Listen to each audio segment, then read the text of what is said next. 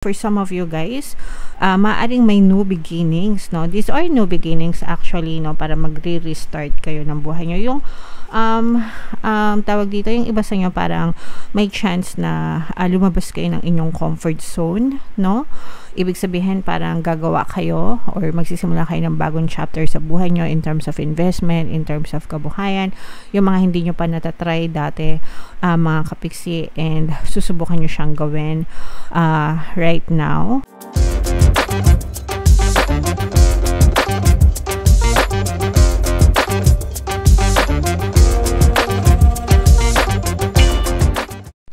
Hello guys, hello Aquarius, welcome back to Pinoy Pixie Tarot.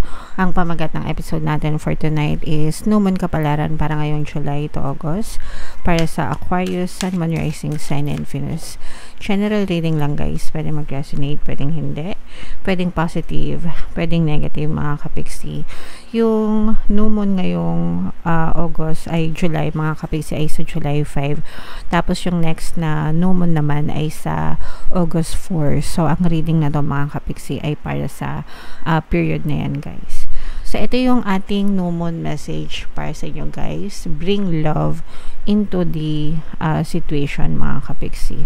Okay, so ibig sabihin sometimes baka masyado tayong nabubulagan ng galit, ng mga negative emotions dahil dun sa mga bagay na nangyayari sa atin. And kapag ka ganun guys, most of the time hindi tayo nakakapag-isip ng tama. Okay, clouded yung thoughts natin. Sometimes nagiging close-minded tayo dahil sa mga ganong klase ng sitwasyon. So try natin tingnan yung sitwasyon sa kalmadong paraan, okay? And tingnan natin kung paano siya makakabuti sa atin. Kahit yung mga problema guys na nararanasan natin, no, sa buhay natin, sometimes hindi talaga siya problema. Merong mga opportunities na pwedeng mag-arise from those situation, di ba? Depende lang talaga yan sa perspective natin mga kapiksi, okay?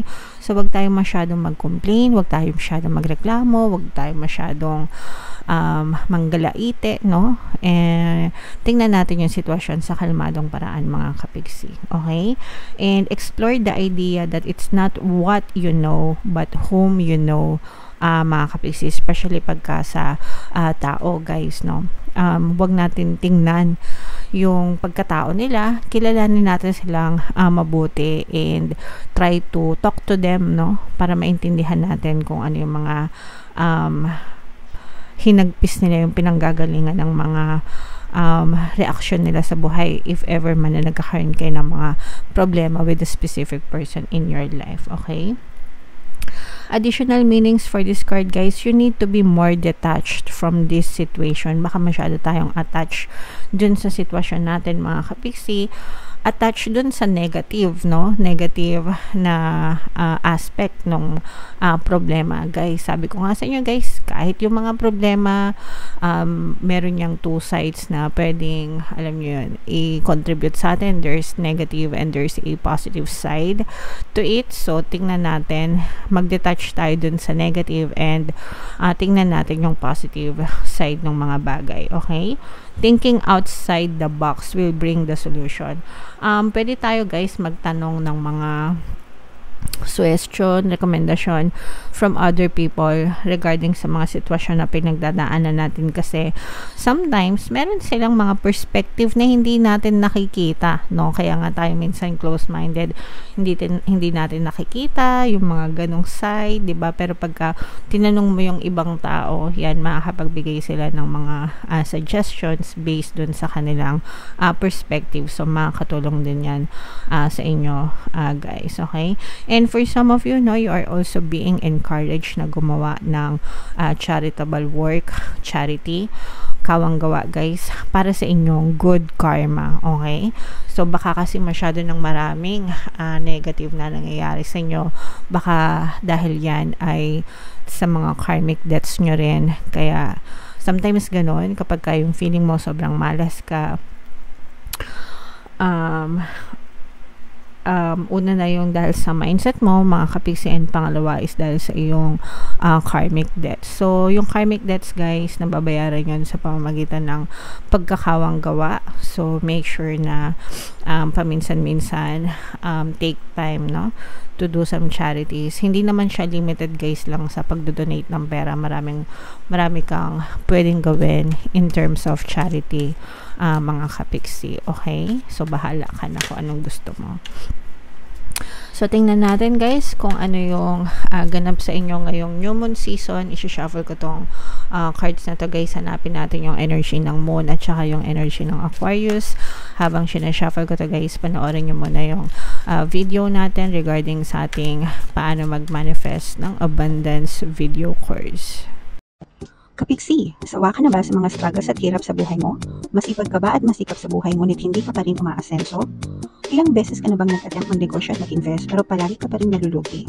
Sa pagkakataon na ito ay maaaring may subconscious beliefs ka na nagiging balakid sa iyong pag-unlad at pagyaman. Introducing, paano mag-manifest ng abundance video course. Dito ay matututunan mo ma-overcome ang mga balakid mo para tuluyan ka ng umunlad, umasenso, sumagana, maging matagumpay, successful at maswerte sa iyong kabuhayan, pera, trabaho, negosyo sa labi at kaperahan ng bonggang-bongga. Dali, mag-send na ng email sa pinoypixie@gmail.com at simulan na ang iyong pagyaman ngayon.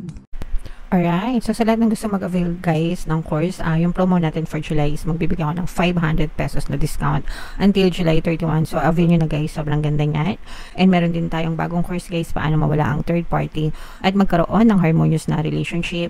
30% discount tayo, guys, no opening sale until July 31. Avail nyo na, guys, sobrang ganda niyan para mawala na yung mga kabit ng mga jowa nyo, mga kapiksi. So, Aquarius, guys, kayo ay represent ng King of Swords sa ating spread. Ito yung moon energy. So, these are all very positive energies, mga kapiksi, no?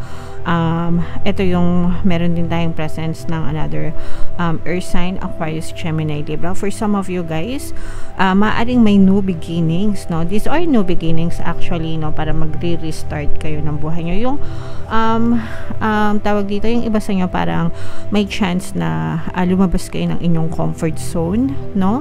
Ibig sabihin parang gagawa kayo or magsisimula kayo ng bagong chapter sa buhay nyo in terms of investment, in terms of kabuhayan, yung mga hindi nyo pa natatry dati, mga kapiksi, and susubukan nyo siyang gawin right now, or pwedeng parang pinaplano nyo, no? Parang hindi pa, parang plano with a little bit of action, no? Kumbaga parang baby steps, small steps.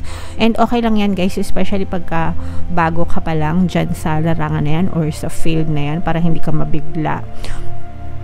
Para hindi ka, tawag dito, para bigyan mo ng time yung sarili mo na maka-adjust dun sa bagong environment mo, sa mga bagong gagawin mo, okay? Pero these are new beginnings, and actually yung iba sa inyo, guys, para magkakaroon kayo ng mga new contracts, no? Contract signing, mga bagong projects, simula ng mga bagong projects, kung kaya mga project-based or mga freelancers na type of person. And for some of you naman, parang if meron kayong mga nilalakad ng mga documents, ganyan, mga approval, ganyan, so maaring maging pabor sa inyo yung sitwasyon, mga kapiksi.